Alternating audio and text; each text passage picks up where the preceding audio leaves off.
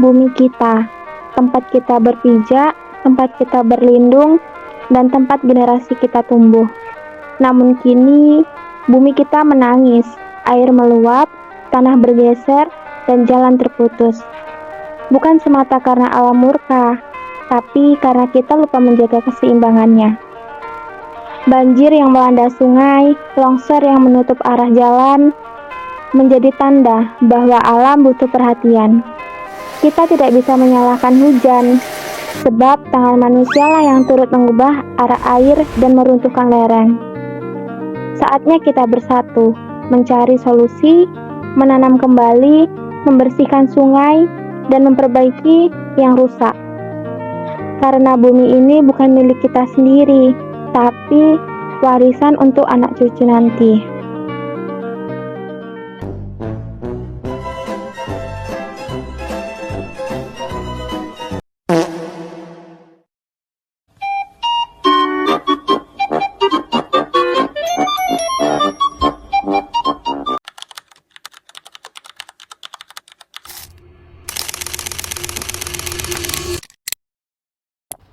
Berdasarkan hasil wawancara dengan Pak Yopi, Sekdes Desa Rantau Sakti, beliau mengatakan bahwa banjir ini disebabkan oleh air kiriman dari daerah hulu yang debitnya cukup besar.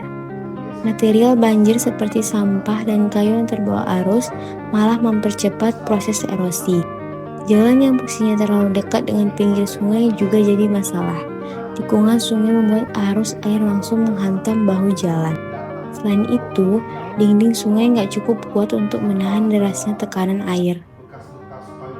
Bagaimana sih proses terjadinya erosi jalan?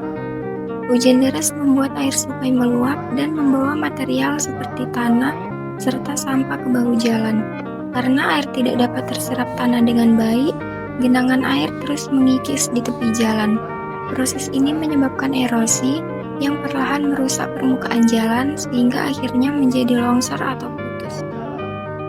Dampak erosi bagi kehidupan masyarakat sekitar.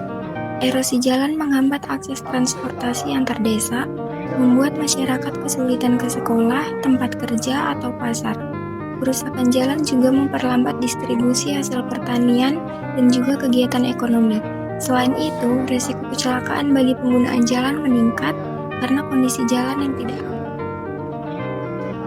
Upaya dan solusi yang dapat dilakukan yaitu dengan mengadakan pertemuan antar desa dan kecamatan seperti Desa Tambusai Utara, Mahato Sakti, Tanjung Medan, Sukadamai, dan Mompa, dengan bekerjasama dengan perusahaan AFB dan Geng untuk mencari solusi bersama, yaitu dengan cara pembuatan jalan baru menjauh dari bibir sungai dengan meminta kesediaan warga pemilik lahan untuk merelakan sebagian tanahnya yang dijadikan jalan alternatif.